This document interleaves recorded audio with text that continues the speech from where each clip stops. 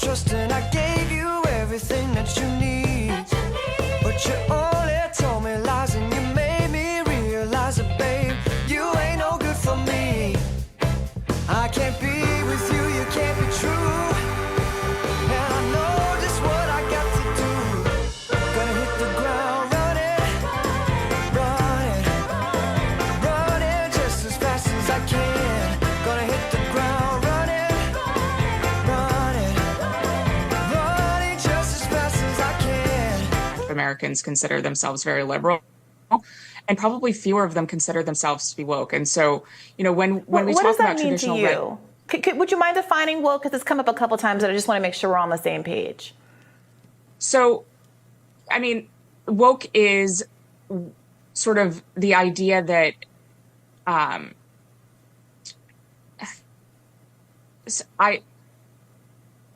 this is going to be one of those moments that goes viral. I mean, woke is something that's very hard to define, and we've spent an entire chapter defining it.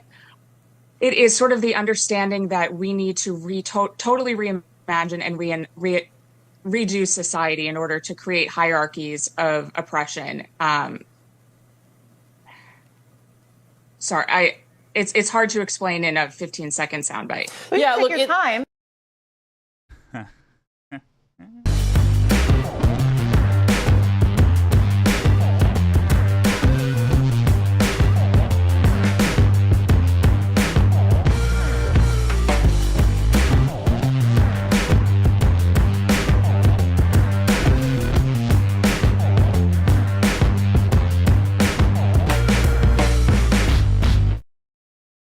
That clip will literally never get old.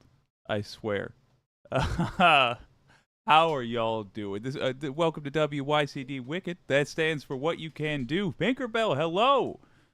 Mars Falcon, hello. Too much to type about to barbecue, but enjoying my Saturday. Excellent. The Anti-Corporatist, hello there. Pinkerbell, Wicked, Foxy, Dragon, Wireless Mike, hello. Diana Dean, good to see you. Man, oh man, so here's the deal. Don't worry about today. We are really just unwinding. Don't worry about getting your old pal Jake's stream popular. Don't worry about money. I've turned on ads for this. Let YouTube carry the burden. They'll be annoying anyway. Make them pay for it.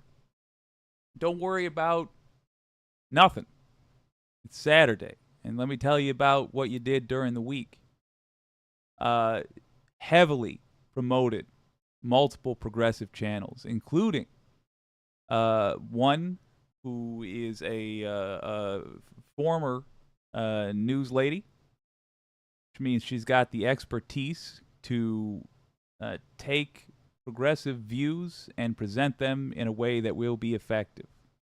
You all did a huge promotion of her channel on that Leftist Mafia stream. Hell yes. The Letter Hack, who is, in my opinion, an encyclopedia of progressives. That fella, the structure of his channel is intriguing. He's going to be bringing in a lot of people who are just curious to see somebody draw. His YouTube shorts show the process. Art is, and always has been, a fantastic way of introducing people to important social concepts. And when you go on to the Letter Hack's channel and you look through his interviews, you get an encyclopedia of leftists who are in the game, including the prettiest. But no, we've been popping around the internet, being a little bit clever and really boosting streams. I saw you guys on a David Feldman stream, and Feldman noticed that it was incredibly popular, and he got excited. You guys feel that energy with him? That was amazing. Holy I really am a hippie. But the point is, y'all have earned some relaxation time, I feel. So let's enjoy it. Here's what we're going to do today. I will tell you about some scary sounding things. And I will also tell you why I'm not all that freaked out by it. And I'd also like to build something with you on this stream. I'm building a show. Rather, I'm building an event, but I want it to be one that you are looking forward to watching. And the easiest way to do that is to ask you what you want to see. And also, reading a email that I received that pretty much it was a great read. It was one of those things where I sat down with a cup of coffee and really chewed over it for a while. So I'd love to do that, but mostly I just want to stress to y'all that you have earned some kindness, and I urge you to give it to yourself. Put no pressure on yourself tonight. Enjoy. It's Saturday. You made it. Another week, and it was a hell of a good one. How are you doing? Christy Z, hello. Good to see you. Oh, I'm a fan. I'm looking through the comments. You guys are just the sweetest. I love it. Did anybody else? Was anybody watching WYCD when I put out the first chapters of a novel? Is anybody watching that? I would doubt it. I think 12 people saw it before I took it down. It wasn't as good as Letterhack's, but I do know after Letterhack put out some of his own content that I wasn't crazy to have the thought I have, have the thought I had at the time, which is that's a good way to introduce people to leftist ideas is through narrative fiction. I think the main difference between the book that Letterhack is premiering on his channel and the one I was attempting to premiere on this one is the skill of the author. It wasn't great. It was fun, but god damn, there's such a thing as economy of words, and I still got to learn it. Miss having an editor, man.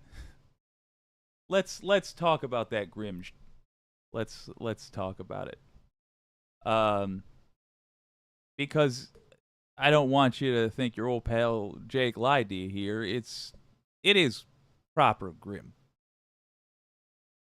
COVID's around the corner. I should probably record this. Make my life easier, huh? Do it. COVID's around the corner.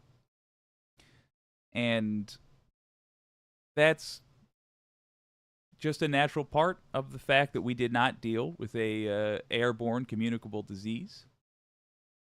As Sean Bean is fond of saying, winter is on the way. I know.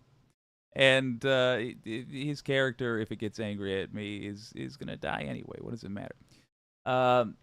Winter's around the corner, and that will mean that people will be in enclosed spaces, passing this disease back and forth. We don't know all the long-term effects it will have, and it will kill a lot of people. Andrea Rovinsky talked about it recently on her stream. I'm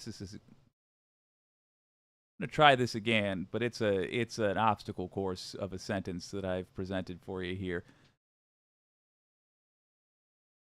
This is a suggestion, hey, there we go, from the anti-corporatist.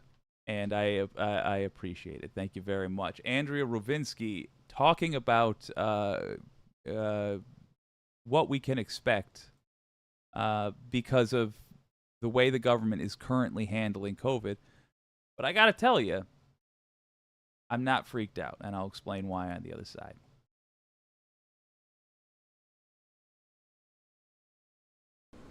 And this is how propaganda works, right? There are people that may notice everyone in their lives are sick with the so-called summer flu.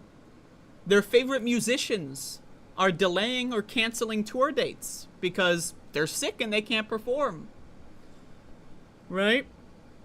They're seeing people all across social media, they're sick with the summer flu. You know, because I guess everyone just forgot that we're in a pandemic? Like, they're that dumb? I don't know. This is why I've given up on humanity. A little harsh, but all right. But let's read this. In May, when the Biden administration ended the nation's 3-year-old public health emergency, some Americans may have felt like they no longer had to worry about COVID. While severe illness in the U.S. fell across the spring, I just want to put a pin in this. The CDC and other government institutions have stopped counting motherfucking cases and hospitalizations and deaths.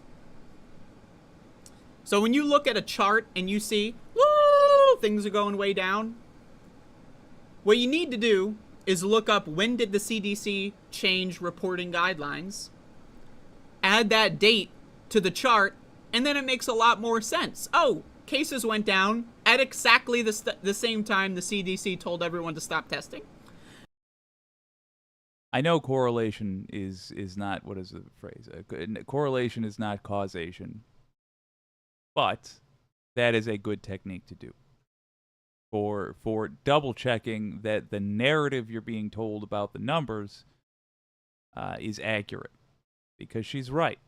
Even though we were quieter about it, it's no different than when Trump said, if you don't count them, they're not there. But again, I say, don't worry. Prepare, but don't worry.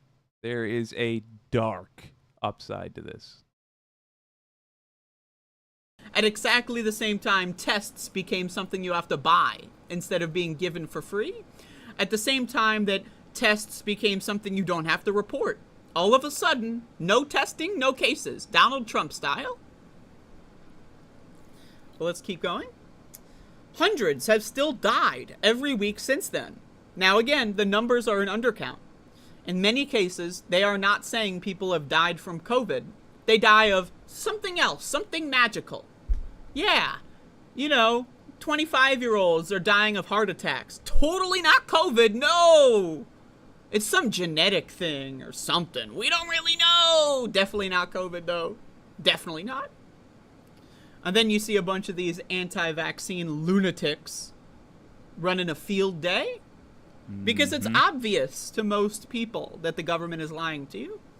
And when you have a population that's so critically uninformed, so fucking stupid, they're going to jump on the exact opposite conclusion.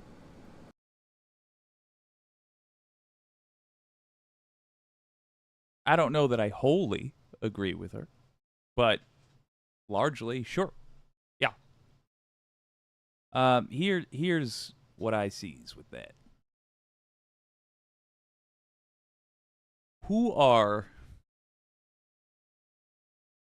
the group of people, let's say the group of voters, that you are most concerned about in 2024? When you imagine somebody that is going to vote for the destruction of this country and of the world through an action on climate change, when you think about people who are going to take up arms if we dare enforce the law against a former president because that former president was a Republican, is a Republican, as a matter of fact, who are they?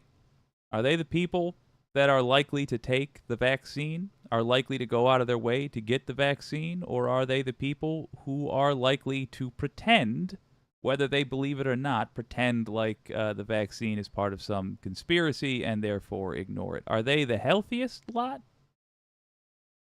How do they feel about those cigarettes? I realize what a hypocrite I am, but facts is facts. They're not good for you. They do rough things to your lungs. Makes it harder to handle COVID. So, I think that the left has a is it serotonin? Serotonin. I think the left has a serotonin problem. We're so used to misery, and we have such a Catholic style guilt about everything. I think perhaps to the credit of progressives, to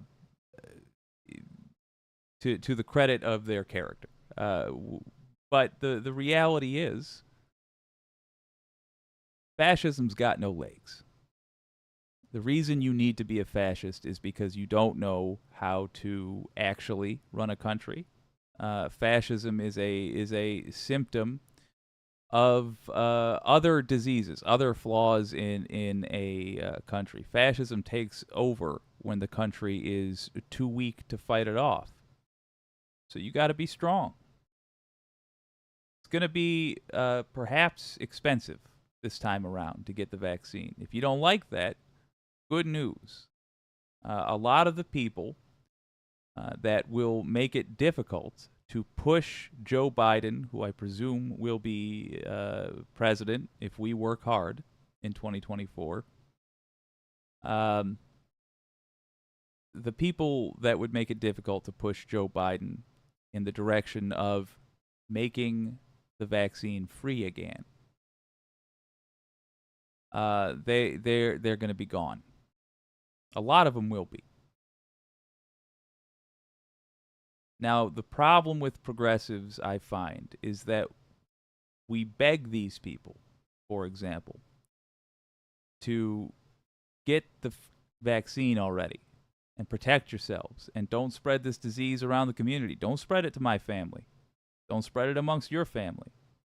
I don't want your nasty self coughing on your kid, and then your kid goes to school, gives it to my kid, and then my kid gets grandma sick, and then I miss my mama for the rest of my life because you were cosplaying a rebel. We do that. But then we also feel bad. We also agonize over the guy who refused to get vaccinated expiring as a result of his own decisions. That's probably good. That's how we stay human. We should keep doing that, but we should also say, okay, we tried to warn you. We're still trying to warn you. But I won't mourn you because of that first part. Fascism's got no legs. We are well on the way to outlasting it. And the decisions we're going to have to be making, or rather the goals we should be focusing on, because on the way to achieving them, we beat fascism anyway. We just outvote them. On the goals we should be focusing on are staying healthy and getting enough progressives in office that we get to dictate. We get to dictate what the agenda is going to be. And if you don't think it's possible, I'll tell you, sure didn't feel that way in Michigan in, say, 2016.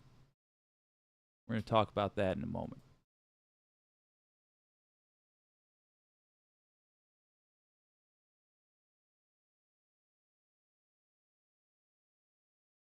Did I ruin that whole thing by saying sure didn't feel it? It sure did feel that way. It felt like it was impossible. It felt like Michigan was doomed to be a red state in 2016.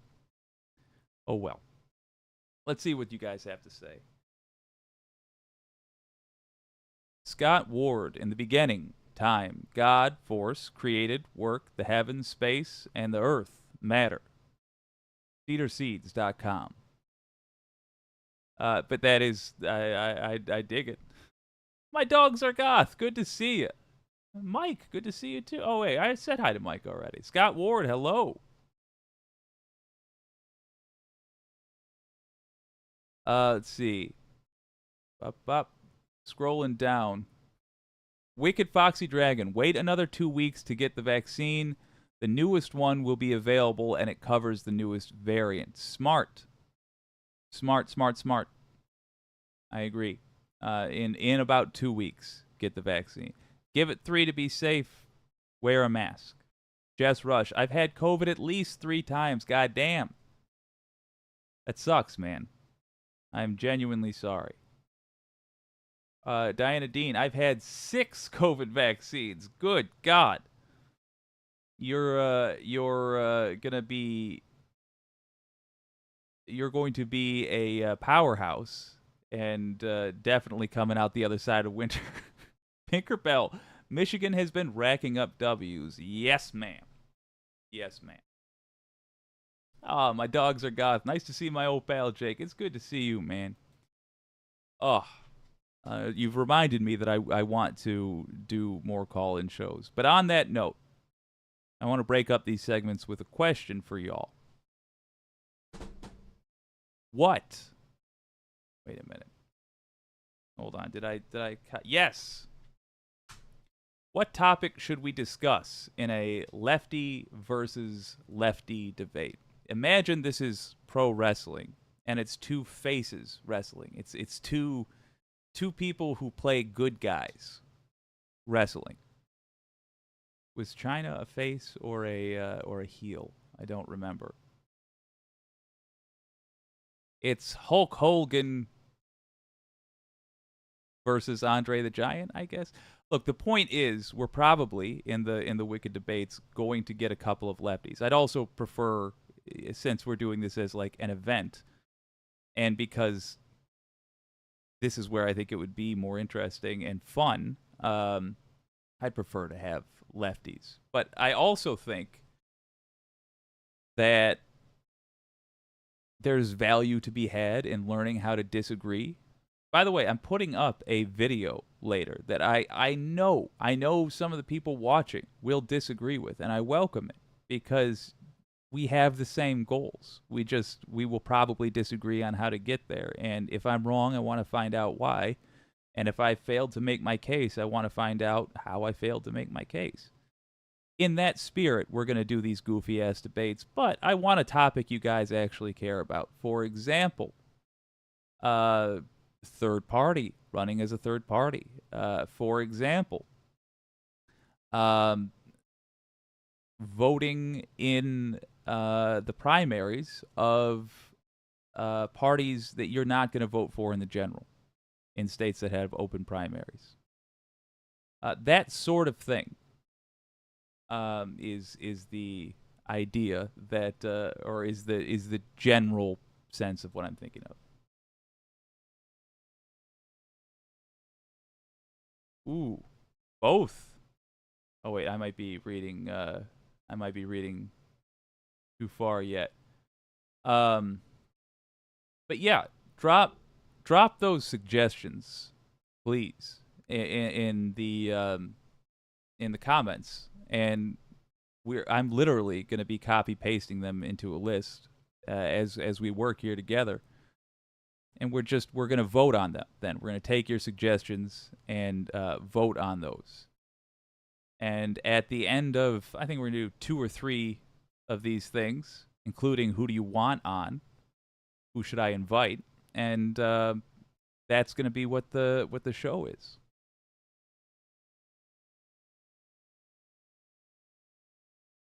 All right, I'm going to pin the message.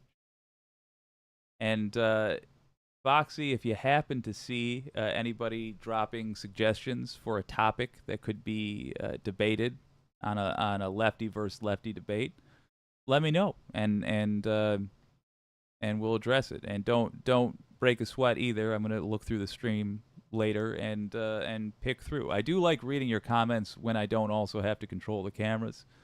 So from time to time, that's how I unwind. Speaking of, oh boy, let's. I'm gonna set this up first. Actually, let's talk about Michigan and the absolute train wreck that the Republican Party in Michigan has become. Understand that they had so much power once upon a time they could choke a city to death and there wasn't nothing we could do about it. And now, now they are a shell of what they used to be in 2 election cycles. Just 2 election cycles. That's how long it took. Let's talk about it. The idea, folks, is that Michigan is a good microcosm for what the rest of the country is going to do. Why is that? We coincidentally had very similar events happen on a state level about 4 years before it happened on a national level. Because of that, and the fact that it's a purple state, we've been seeing a baby version of national events play out in Michigan. This is not, of course, the only state where that happens. It happens frequently, but it's just been a very handy guide for figuring out what'll happen next. For example, before January 6th, we had our state capitol stormed with armed protesters, and they interrupted the session that was happening. We also had an attempted kidnap of our governor with the Wolverine Watchmen, who are now thankfully imprisoned, so on and so forth. But we did something else as well. In 2018, some rather clever activists got weed on the ballot. They reached across the aisle to do this. And they had a coalition of people who vote very differently from each other, working hard to make sure that the just full legalization, stop bothering me, of marijuana was on the ballot. At the same time, well, gosh, so was redistricting, how we go about doing that. And we switched in this state. We switched from redistricting by the legislature, as in the people who get voted in decide who gets to vote for them, and we switched it to a bipartisan commission, and 2 election cycles later, check out where we are.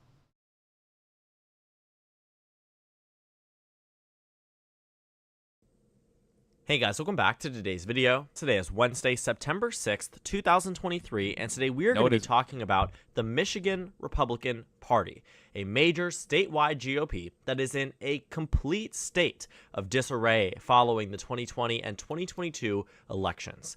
Now, the Michigan GOP has been in quite a bad place for a while. We remember that in the 2022 governor's race, their top 5 candidates could not even field enough signatures legitimately and thus were disqualified by the State Board of Elections. Following that, the Michigan GOP re-elected their very, very right-wing conservative chair who refuses to give up the 2020 presidential election. For a while now, and even recently, the Michigan GOP has continued to assert the wrong, lie that the GOP had the election stolen from them, that Donald Trump had the election stolen from him by President Joe Biden. This is the argument that has been made and ran on and lost by many members of the mainstream GOP in the 2022 midterms. The overwhelming majority of the nation believes that the 2020 election was fair. And yet somehow, a state that, again, Joe Biden won in the 2020 presidential election has continued to push down this line, push down this pathway of saying the election was stolen. This is an article from September 1st, 2023. September 1st, 2023. Saying that the Michigan GOP chair puts focus on investigation into alleged 2020 voter registration fraud. Point being, the quote is right, everything has fallen off a cliff. This is... So, this fella, by the way, I'm trying not to promote giant streams as much, but really the ultimate deciding factor is how useful is it for you to see? How much concentrated useful information do they have? Let's Talk Elections doesn't need our help, but God damn, are they whoever runs this is good at what they do. They do a breakdown of the political landscape. Okay, why? Why do they have such unprofessional folks running this state party? And you gotta understand, you do not see parties run like this unless it is a state that is a solid color normally. If it is the party in power, they're not used to hunting for their dinner. If it's the party out of power, they're just preparing to starve. This is a party that's preparing to starve. Why is that? He's going to explain why. And we can use this. I agree with his assessment, and I think we can use it to our advantage. Is a state that the Republican Party desperately needs in the 2024 presidential election. If they want a pathway to the presidency, it lies through Michigan. And seeing how this state voted for Joe Biden by a narrow amount, just 2.8% in the last presidential election, it is reasonable to believe that this state should be competitive yet again in 2024. But the collapse was nearly immediate following the election lies that Donald Trump proposed, that Donald Trump utilized. Here we have Kristina Karamo. This is the Michigan GOP chair who has been voted in multiple times by the state Republican Party. Somebody who has led this state into a complete state of disarray, moved the party to the right, moved the party closer to the one candidate who could not win it again in 2024, President Donald Trump. It doesn't just start with the election lies. Hold up. He hasn't said it yet. He's about to say, as far as I know, he's about to say why they are led like this, why they are behaving this way. But I want to be clear. First of all, Kristina Karamo is fully crazy. I'm not trying to use that as an artful term for a person who behaves in a way I don't like. I mean, her grasp of reality is tenuous at best. But it's not her fault getting here. She's behaving exactly as she promised she would behave. It's more of a question of how. How was she put there? That has more to do with the fact that the way districts were drawn changed, and as a result, the voters got to experience actual good governance for the first time in an extraordinarily long time in this state. It was basically controlled. I know the presidential votes went this way and that, but it was basically controlled by Republicans for my life, for the years of which I have been conscious. So we weren't used to it. We just weren't used to a government being effective for us. But that changed after the districts were drawn fairly. And that led to this other thing that he's going to talk about. Has been brewing time and time again as the conspiracy theories have taken full force into the Michigan GOP's chair, who has really only herself to benefit with some of the things that she's been doing. I mean, seeing how she has really strategized across the state to make the extremist part of the party the most prevalent in the GOP primary process. Again, that's what she said she would do. So let's not call it incompetence. I don't think he is, but it was suggested, I felt like, with his tone, and that's not what it is. In the GOP state leadership, whatever it might be, I mean, she has done everything to benefit herself and nothing to benefit the statewide Republican Party. The Michigan Republican Party is also broke. That isn't an understatement. You are talking there it is. It's the money, Lebowski. They ran out of money. Michiganders really don't donate to them anymore. Let me take that back. Michiganders will donate to Trump. Some will. God help me. Some will. But the impression from just folks around me that I have received is that there is just no point in donating to Republicans. There's no point in it. They don't clarify what they mean by that, which I find telling. And again, this is, what do they call it? Anecdotal. But that is the vibe here. The donations are down, and also they were reliant, the Michigan Republican Party, on the greater Republican Party. In fact, the Republicans all around the United States are reliant on the larger organizations to help them, because they need big dollar donors because they don't have people. They have the loyalty of oligarchs, but not of people. And they cannot sustain themselves on a grassroots effort.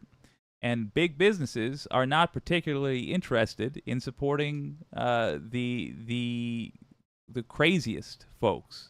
Not because they wouldn't if they thought it would work, but because they don't think these people will get elected. They see it as wasting their money as well.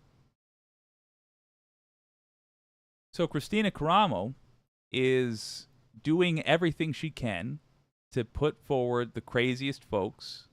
Now I am using that term too loosely. Let me try that again. To put forth rabid extremists who have no interest in government and only interest in holding power over other people, not helping other people, but controlling other people. But they don't have an interest in government.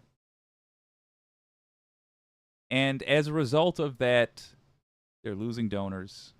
It's becoming a less and less relevant organization. Still very relevant, but it's waning, and I think it will continue to.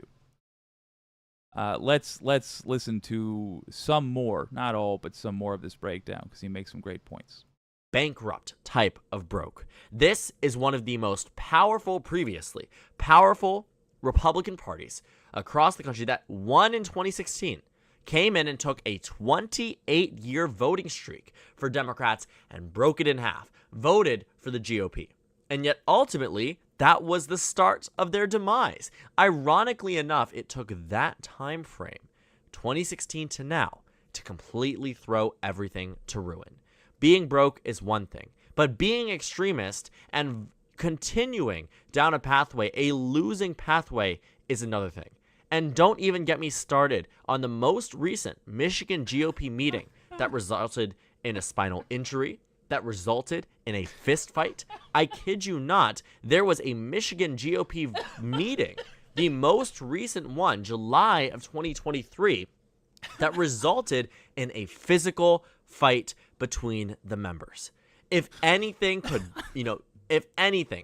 capture the state of the Michigan GOP, this is the perfect representation. Yes, it is. I probably should have just done that on the other side. Let's go to the other side for a second. Yeah, it's not doing so good, folks. He kicked me in my balls.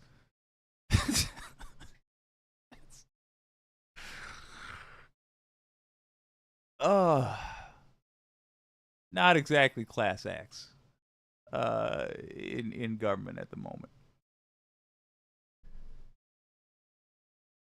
Fascism's got no legs. They can't help themselves. It's not that we don't have to stay on guard. It's not that we don't have to have an organized effort here.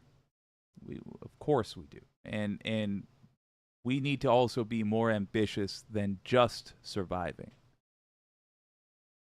We should build. We should do what Michigan did in 2018 and take advantage of the tide of people that are going to be eager to ensure that we are not harassed anymore by a criminal organization calling itself the Republican Party, and push beyond just surviving. But make no mistake, we are Diana Ross. We will survive. And it would appear that we're going to survive by winning, and the Republicans will do everything in their power to help us do that. It's amazing. It really is. MAGA is for the Republican Party what the Democrats have been for leftists. Utter poison.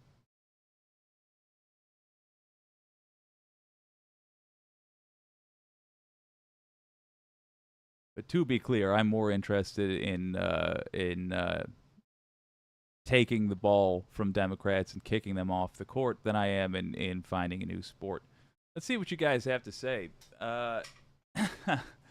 Donald James, that's funny. Fair enough.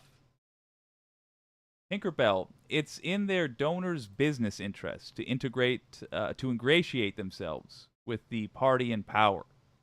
Donors are essentially punishing the party by turning off the tap on their cash flow. Yes. Yes, indeed. Oh, mercy me. Oh, I'm loving the symbol drops there. Jess Rush, trans rights are human rights. 100% accurate. By the way, another shout out to Mercury Stardust. That's the handyman on YouTube. If you enjoy, I'll do a plug. Why not? If you enjoy house repair tips, they are done in charming, sure, but to my interests, more importantly, 1 minute chunks. Just 1 minute. They're YouTube shorts that I watch through of Mercury Stardust, and I recommend that if you're into tips. Oh, Pendulous Dragon just joined in. Good to see you. Good to see you. Speaking of, I think I was talking with Shade Dragon the other night, and she had mentioned burnout, essentially. When does this become a lifestyle? This thing of ours. Here's what I think. We need, for the rest of our lives, to carry this level of political consciousness. And when I say need, I do mean that literally.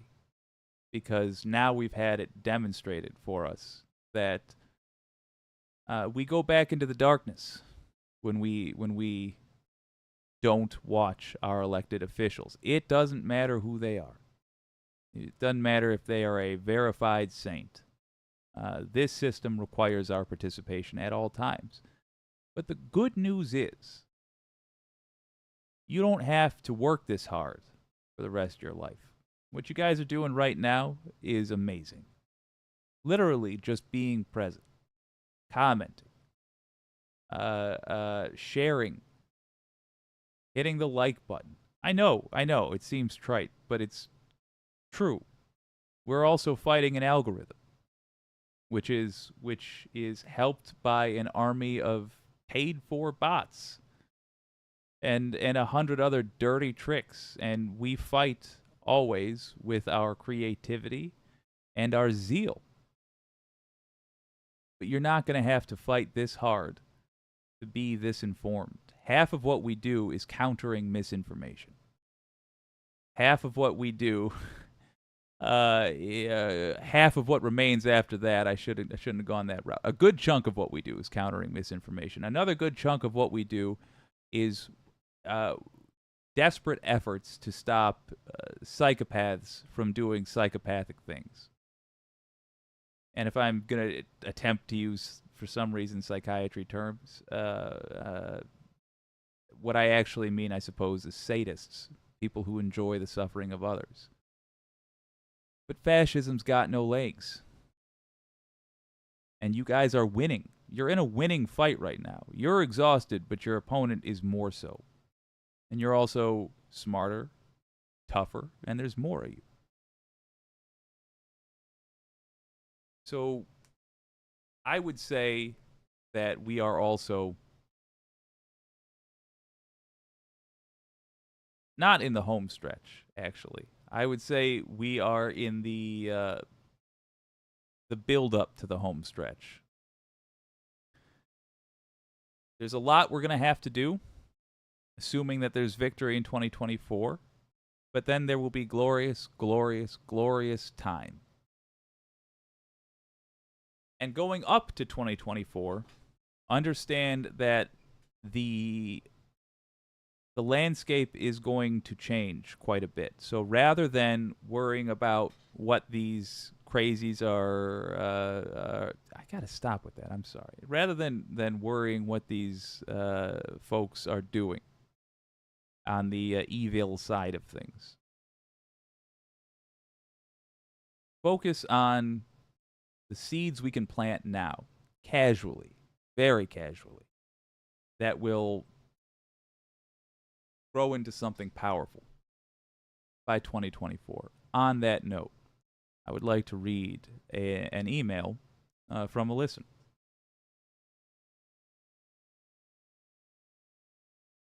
Oh, there we go. Hannah McGuire is somebody who I will not dox. But I have. So, Hannah, let's just say, and god damn it, says, sorry to keep bugging you, but if I don't get this out of my brain, it will make me crazy until I do. I need to reason through something regarding voting in the primaries, and I wanted to get your gut check thoughts on it if you don't mind. So you can see in real numbers where I'm coming from. This was my county in the 2020 general, and she showed a screenshot that showed Biden receiving 18% of the votes and Donald Trump receiving 81% of the votes. In my county's 2020 Democratic primary, there were only 800 and some votes. I'm going to try to get less specific with the numbers here. Cast total compared with more than 5,000 votes cast in the Republican primary. My overall strategy when it comes to voting, and really my guiding light for anything political, is maximize impact in order to minimize harm. In 2020, I voted Bernie in the primary and Biden in the general, and that felt like the right thing to do then. My county clocked in at 19% for Bernie in the primary, a whole 191 votes. When I think about the reality of these numbers, it brings up some unique considerations with regard to strategic primary voting and what it actually means to use my vote most effectively. To put it bluntly, I am thinking I might need to start voting in Republican primaries as a defensive measure. I would much rather not. It honestly makes my stomach churn to think of pressing the button for any of those scumbags, but this is my thinking. I watched the last Republican primary in complete horror. Down ballot races had people like Shelley Luther, a former teacher who got fired for treating trans kids poorly and brags about it. Alan West, a former Florida congressman who managed to worm his way up to the Texas Republican Party chair, whose monstrous platform was significantly to the right of Greg freaking Abbott. Greg, let's sell the Texas power grid to private companies, Abbott.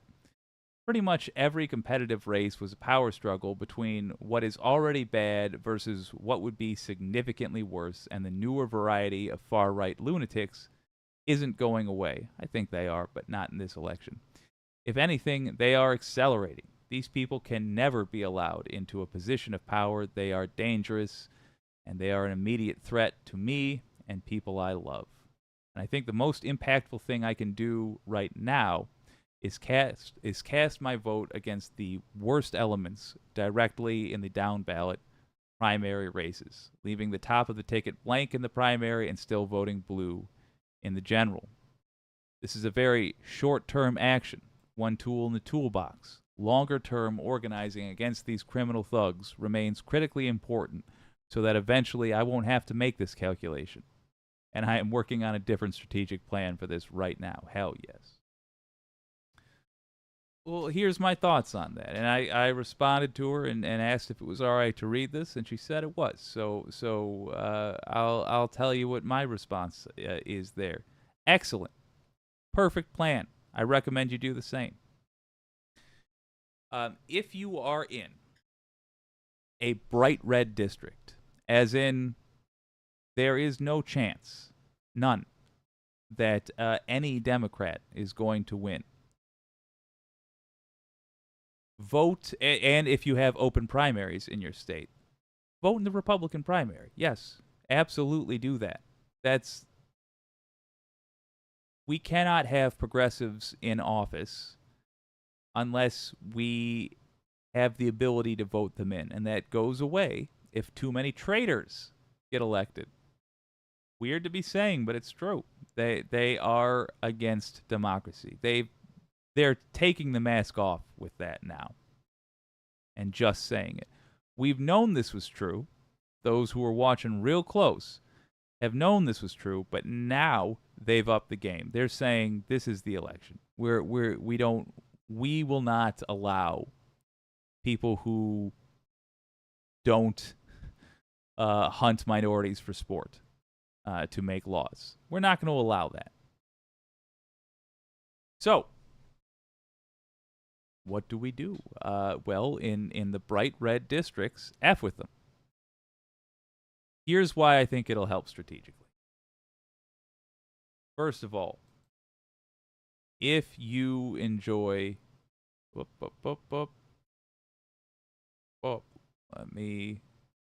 There we are.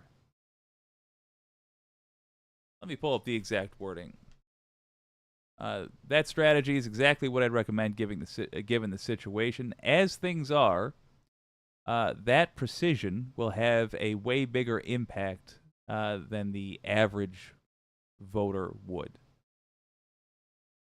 But if you're feeling squirrely, I think we can judo a defensive centrist Republican vote into an effective strategy for helping progressives in the long term while protecting the democracy needed to elect them. Famous progressives will advertise the movement, and it's easier to move up in politics than it is to enter. I'd recommend getting progressives to run as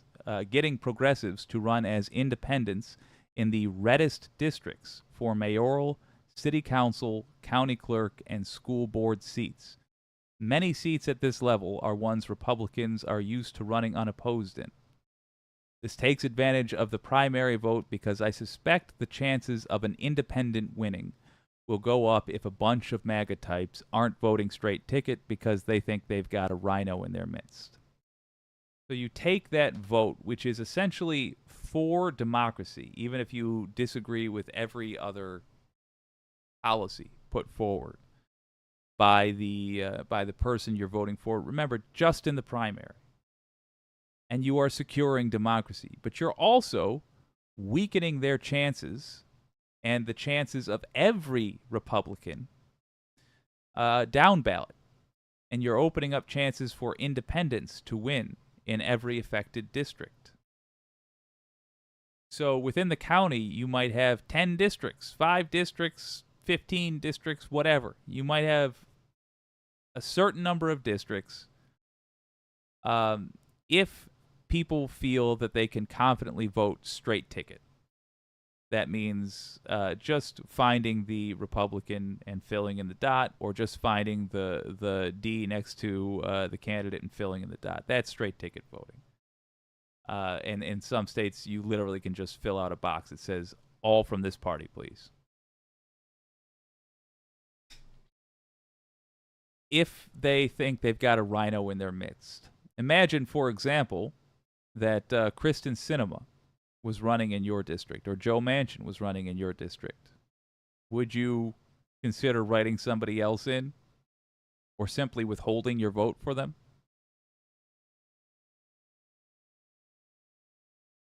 Maybe, maybe not. Some people would. And in places where a couple of hundred votes, or even a couple of dozen votes, affects who gets on the school board, who is the mayor of a town, who is the county clerk, etc., etc. That has a huge impact. And you can get genuine progressives there. Has another benefit, though.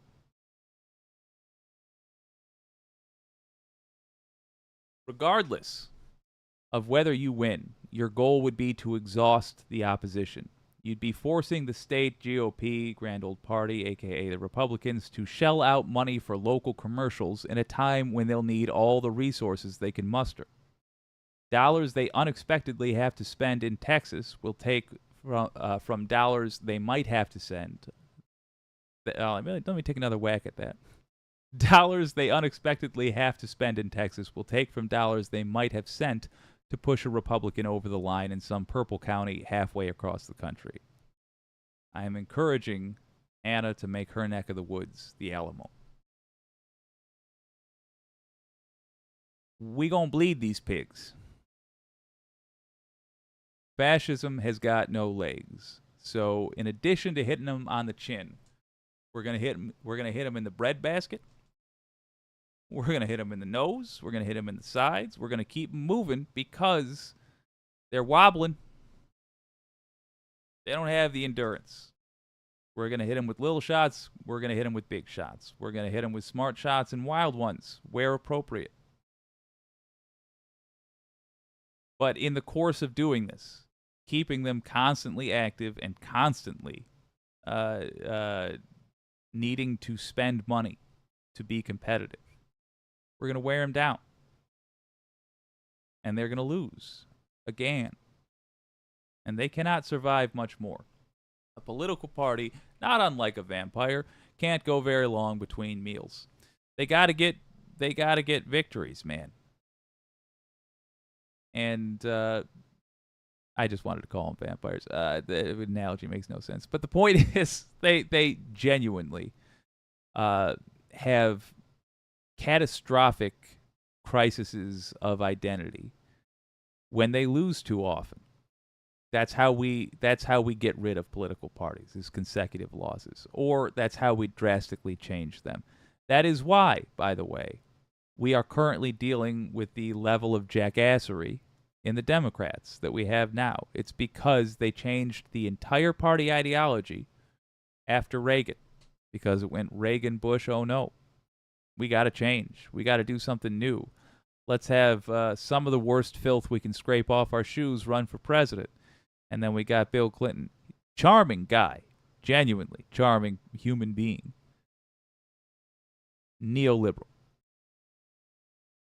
Ushered in an age of non-resistance that genuinely makes me nauseous to think about. Because I was cheering for that guy when I was a kid because I thought it was cool that he played the saxophone, and I liked the SNL jokes they did about him. And, oh boy, got corrected real good on that. Clear dystopia. I'm in a red county. If I stopped recording, I have. Good. Clear dystopia. I'm in a red county covered up by profile, cam-only recording, son of a gun. I'm in a red county in New Jersey, but as a Dem, I literally had no other choice but to vote for Gottheimer and the few Dems running for the other positions. But the GOP ballot had like 5 different choices. Fair. That is because we do not participate. When I say we, progressives do not participate. I don't even care what Dems do. Set them aside. Let their spoiled culture be the doom of them. Progressives don't vote, don't participate. I take it back. We do vote, but we don't run. We don't want to lead in small time positions. Kind of why I get annoyed. I don't really get that annoyed. I'm glad people are interested in politics, but I feel that we are looking at things wrong when we concentrate so much on the presidency. Is it important that the president not be a fascist? Yes. Yes, it is. But the real long-term power comes from everything else. The president is a signature or not. And frankly, they can only veto once.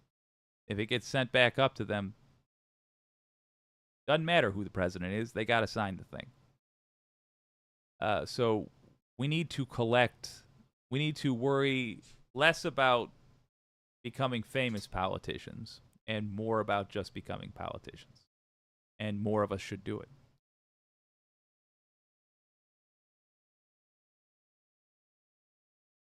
Oh, Donald James. Many are politically apathetic until they notice that the law directly affects them, and then sometimes it might be too late. That's true, and that is yet another reason why local office matters.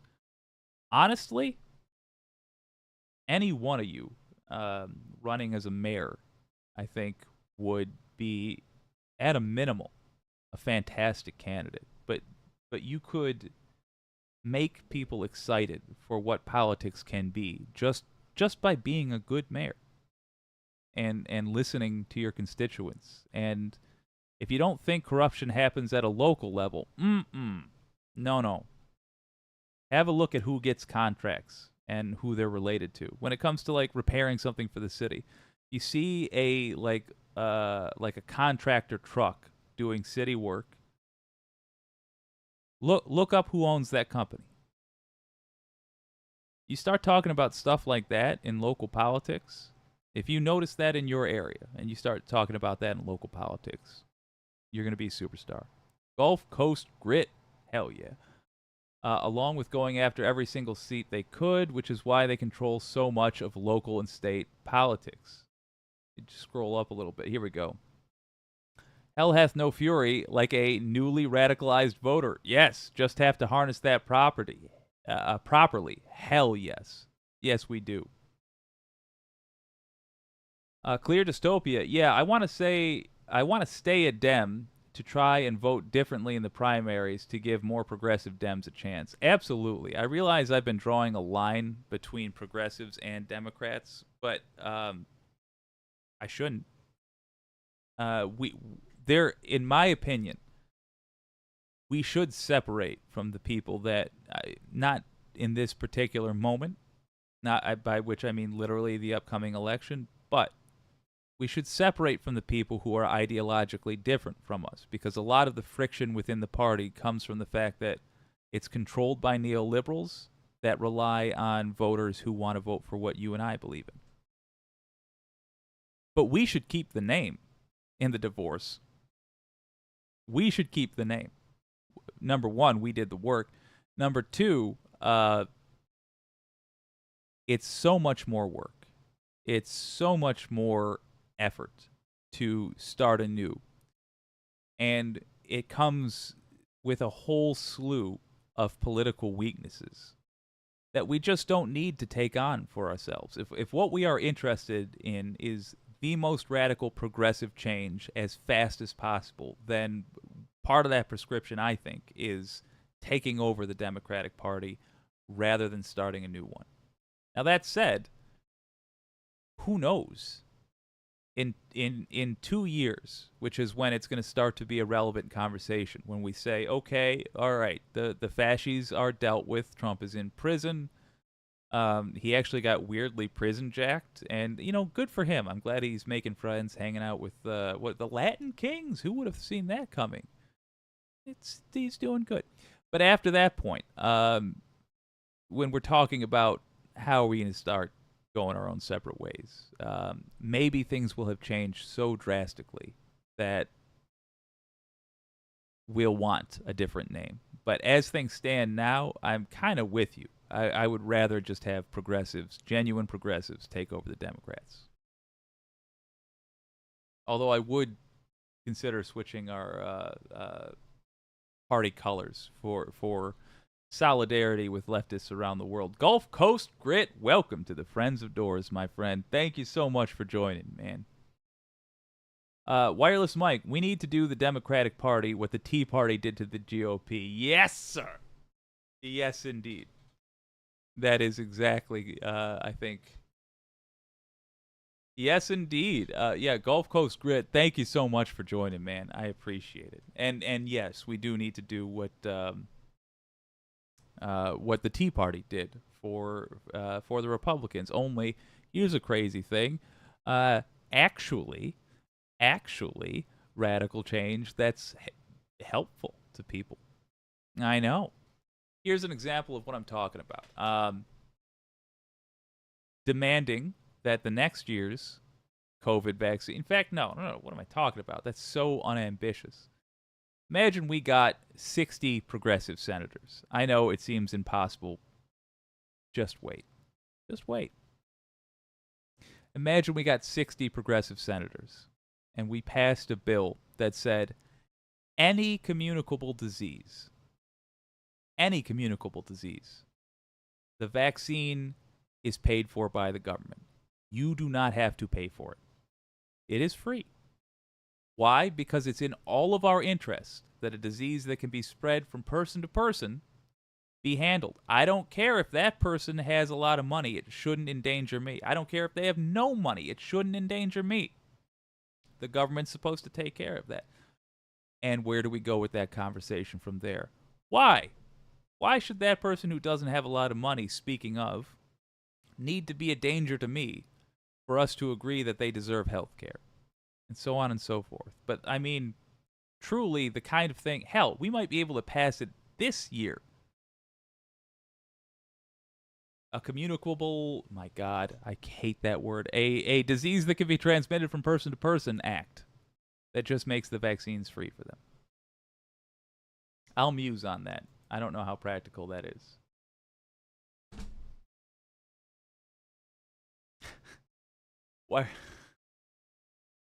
Wireless mic possibly busting my balls. Well, yeah, was I? Oh, never mind. Never mind. Donald James, progressives got kicked in the teeth. Nina lost twice, and Gary Chambers lost. Just keep trying. I mean, here's the thing. Individual progressives definitely did. But the progressive movement has just been growing stronger and stronger. Yes, it doesn't mean anything if it doesn't eventually result in progressives in office. But we are at the end of an era where it didn't really matter as much if they won or lost because we didn't have the votes as a caucus to get much done. But along the way, we've been pushing existing politicians further to the left and making them bolder. I give you, for example, Gloria Johnson in Tennessee. She didn't start off being a terribly radical person, but by God has she risen to the occasion. And more importantly, progressive ideas have motivated people. And we can thank Bernie for getting it started, but let's rely on that man. It's about us, not him. About you. About what you want. We're going to get it. And we are going to make the politicians who are in office, whoever they end up being, we're going to make them give it to us. But it's a hell of a lot easier if they get elected saying they're going to do that kind of stuff. So that is why we are going to be working so hard. Here's what I would recommend you all do. If you live anywhere near bright red districts, start making friends with progressives in that area. Look for them. See if there are groups online. If there's not one, consider starting a group called X County Conservatives, you know? Conservatives? No. X County Progressives. Just so you guys can get together in about 6 months and say, all right, who's running? I'll help. That's you saying that, but your old pal Jake will definitely help. In fact, you automatically know you got free advertisement. You automatically know you've got a free core of volunteers, or rather a crowd that's very likely to donate some of their time to help you get elected. Just by being in this chat right here, hanging with these cats who don't mess around. I give you Rebecca Azor. They don't mess around. You have more power than most. Speaking of, I want to work on this WYCD wrestling event. I'm champing at the bit to do it. I'm going to do it next week. It will either be you guys and myself essentially on a bunch of mattresses in the backyard, or we'll get some surprisingly big names to burst in and shake things up. But regardless, I'm gonna have to find a way that I can build it with suggestions a little bit easier. And darn. Crass joke. We're going to let it go. But I do. Us cats don't mess around much, says my dogs are goth. Yeah, that's true. But I'm going to scram anyway. That's the point. I had a humorous joke. It's gone. It's dead. This has been WYCD Wicked. It stands for What You Can Do. My name's Jake, and I will see you guys Monday. We smoking symbiotes. No, not that. We're not doing that again. That was a one-time thing. Jesus.